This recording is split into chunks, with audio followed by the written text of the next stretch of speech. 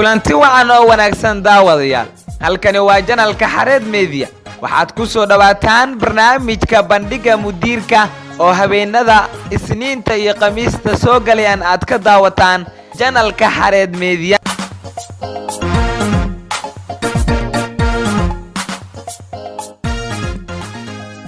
daawadayaal waa habeenimo Isniin ay soo galayso taariikhduna ay ku beegan tahay 19 bisha Afraad ee Abriil sanadka 2020 qodobada aad ku daawan doontaan caawa barnaamijka bandhiga mudiirka waxaa kamid ah libaaxa oo ay fursad u noqotay bandowga corona laamiga dhexdiisa ayuu qayluulashadiisa ku qaadanaya warbixintaas oo dhameystiran ayaa daawan doontaan daawadayaal sidoo kale daawadayaal waxaynu idin haynaa maxaa ka jira in uu ka soo fakaday sheebaar ku yaala Shiinaha cudurka corona warbixintaas oo dheer ayaan idin la wadaagi doonaa daawadayaal sidoo kale daawadayaal waxaan idin haynaa awoodda ciidanka cirka Soomaaliyeed oo soo kobcaysa warbixintaasna waa daawa doontaan intaasi daawadayaal waa qodobada aan ku qaadaa dhigi doona barnaamijkeena fadlan daawada haddii aad nagu cusub tahay ku soo biir asxaabta nala jaan qaado oo subscribe saar channelka gambaleelkana furo muuqaalkana like saar lana wadaag asxaabtaada si aan u ogaano qodobka ku xiisa geliyay fadlan follow inooga reeb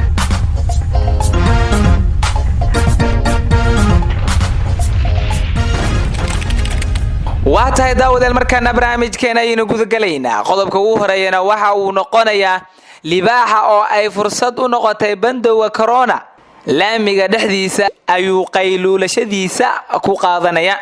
libaaxa ku dhaqan Koonfur Afrika ayaa ka faa'iideystay xasiloonida ka jirta beerta Karogar ee wadaniga ah loona dalxiis tago ee ku taala Koonfur Afrika iyadoo ay jirto in dalkaas uu saaran yahay bandow adag oo wadanka oo dhan lagu soo rogay kadib markii uu coronavirus uu ku faafay waardiyaha beerta Karogar ee wadaniga ah Richard Sawari ayaa Khamiistii sawiray 8 libaax oo qayluulo ku qaadanaya laamiga bartamihiis maadaama aanay beerta cagta soo dhigin dalxiisayaashii wadooyinka gawaaridooda ku mari jiray maamulka dhanka warbaahinta ee beerta Isxaaq Faala ayaa yiri libaaxu inta badan waxa uu hoos harsadaa geedaha yaryar balse waa xayawaan caqli badan hadda beerta dhexdeeda waxay ku haystaan xuriyad dhameystiran oo cidina aanay fargelinayn libaaxu waxa uu jecel yahay dhulka qalalan waana sababta uu wadooyinka u jiifanayo waata daawadayaal wili barnaamijka bandhiga mudiirka ayaa daawanaysa markaana qodobkan xiga ayaynu guda galaynaa maxaa ka jira in uu ka soo fakaday sheybaar ku yaala Shiinaha cudurka coronavirus qoraallo ay soo direen shaqaalaha safaaradda Mareykanka ee Shiinaha ayaa muujinaya walaac ay shaqaalahaasi ka qabaan badqabka sheybaarka viruska ee Wuhan oo ah halka uu ka soo bilowday xanuunka corona madaxweyne Donald Trump ayaa sheegay in dawladda Mareykanka ay ku raad joogto warbixin aan la xaqiijin oo tibaaxaya in viruska uu ka soo fakaday sheybaarkaasi hadaba maxaa ka jira arintan maxaa laga yiri qoraalada la dusiyay ee waaxda arrimaha dibadda wargeyska Washington Post ayaa daabacay warbixin uu sheegay inuu ka helay ilo diblomaasiyadeed ee Mareykanka warbixintuna waxay sheegaysaa in 2018 xubno ka socday diblomaasiyiinta sayniska ee dalka Mareykanka ay dhowr jeer booqdeen xarumaha cilmi baarista dalka Shiinaha waxayna khubarada 2 jeer digniin u direen Washington iyaga oo sheegay in badqabka sheybaarada aanan la isku halayn karin si gaar ah waxay walaac uga muujiyeen badqab la'aanta ka muuqata machadka sheybaarka virology ee la soo gaabiyo WIV iyada oo ay khubaradu ku baaqeen inuu Mareykanka taageero u fidiyo waxay sidoo kale khubarada diblomaasiyiinta Mareykanka ay xilliga walaac ka muujiyeen in sheybaarka coronaviruska vidmeerta uu keeni karo khatar cudur safmar oo la mid ah SARS wargeysku waxa kale oo uu sheegay inay kooxdu wadahadallo qoto dheer ay dowladda Mareykanka kala yeesheen arrimaha shaybaarka WIV iyo shaybaarada kale inay xiriir la yeelan karaan cudurka safmarka ee hadda socda iyo in kale. sidoo kale warbixin taa la mid ah waxaa baahiyay Fox News oo uu kaga hadlayo cudurka inuu shaybaarka ka soo fakaday.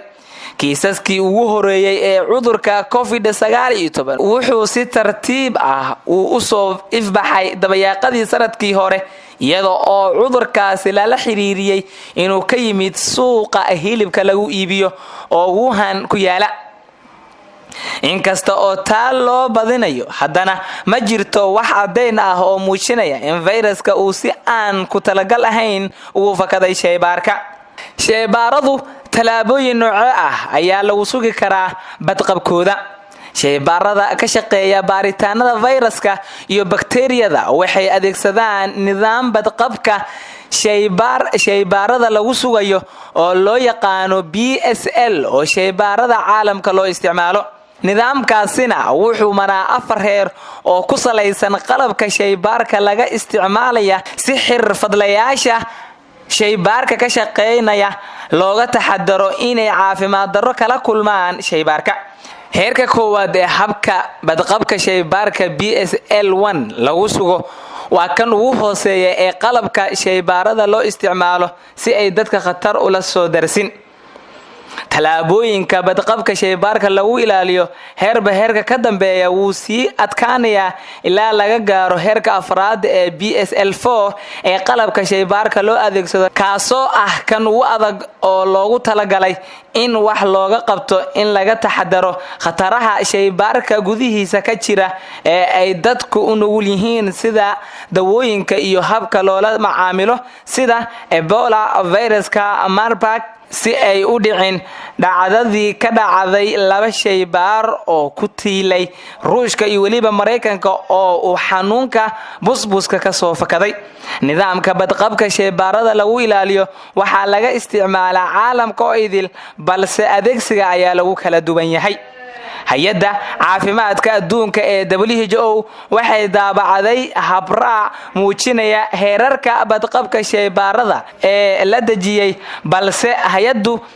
waxay sheegtay inuusan jirin heshiis wadamada ku qasbaya inay habraacaasi raacaan. waxaa habraacan loo dejiyay mid u gogol xaaro badqabka dadka ka shaqeeya goobaha shaybaarka si iyaga laftooda uga ilaaliyaan inay cudur qaadaan iyo inay bulshada inteeda kale cudur qaadsiiyaan ayay tiri Dr. Lenzos. shaybaarka WIV ee dalka Shiinaha wuxuu taageero dhaqaale ka helaa Mareykanka wuxuuna sidoo kale iskaashi uu la leeyahay maxadiyada cilmi baarista ee Mareykanka. badqab la'aanta ay baariyaasha Mareykanka ku arkeen shaybaarada Shiinaha maxaa ka mid ah? ma jirto xog gaar ah oo uu daabacay wargeyska Washington Post balse si guud hadii loo dhigo waxaa jira qaar ka mid ah nidaamyada badqabka shaybaarada ee la xiriira qalabka shaybaarka yaala oo la jibiyay. cidda sharciga u leh inay shaybaarkaasi gasho tababarada la siiyo saynisyahanada iyo farsamayaqaanada shaybaarka ka shaqeeya habka diiwaangelinta iyo kaydinta xogaha ee la raaco khaladaadka dhaca sida loo maareeyo khataraha dhici karo iyo habka la raaco marka ay dhacaan xaalado degdeg ah ayay tiri Dr. Lenzos. haddaba ma jireen hadda ka hor virus ka baxsaday shaybaarka. dhacdadii dhacday 2014 ay ahayd in busbuska laga helay xarun cilmi baaris oo ku taalo meel ku dhow Washington. 2015kiina militariga Mareykanka waxay si kadis ah ay u qaadeen muunado ka mid ah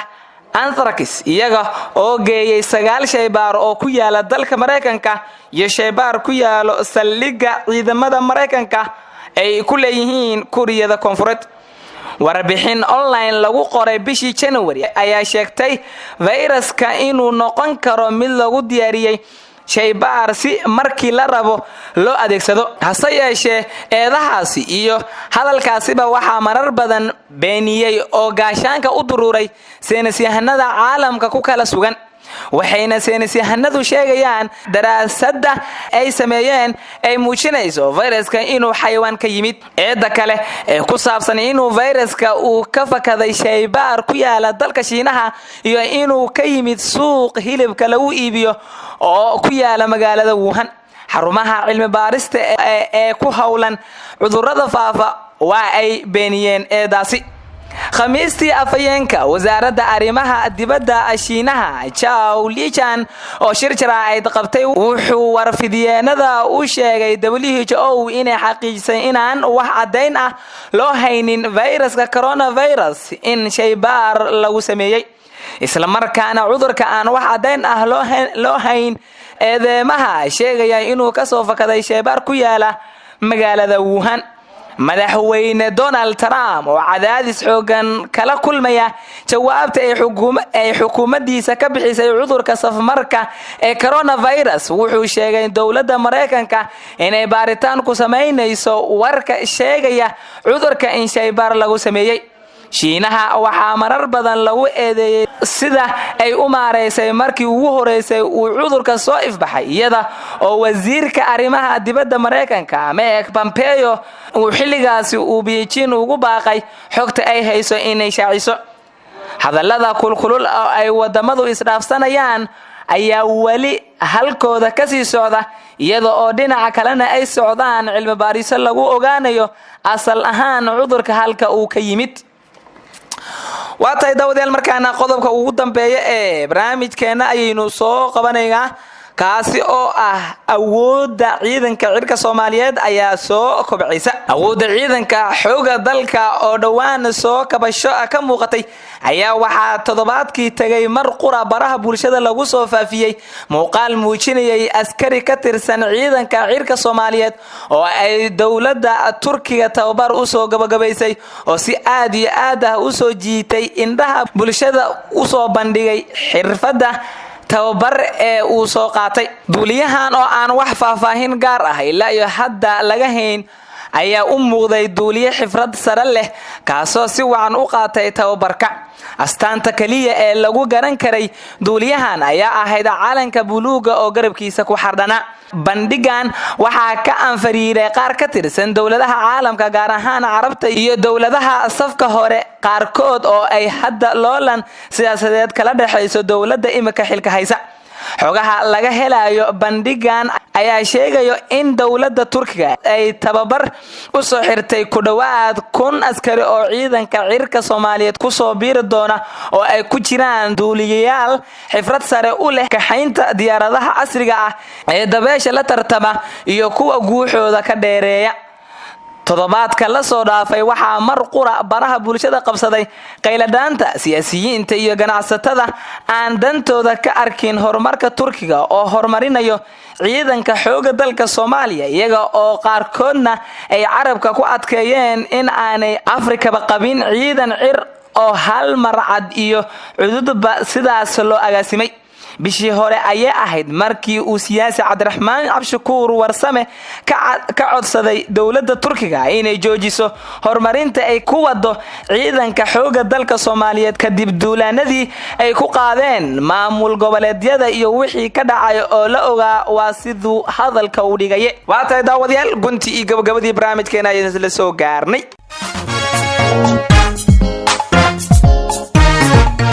guud ahaan daawadayaal waa inaga intaa barnaamijkii aad kala socoteen Xareed Media. intaan ku kulmi doona barnaamijkan kiisa xiga waxaan idin leenahay sidaas iyo nabadgelyo. wassalaamu calaykum waraxmatullaahi tacaala wabarakaatu.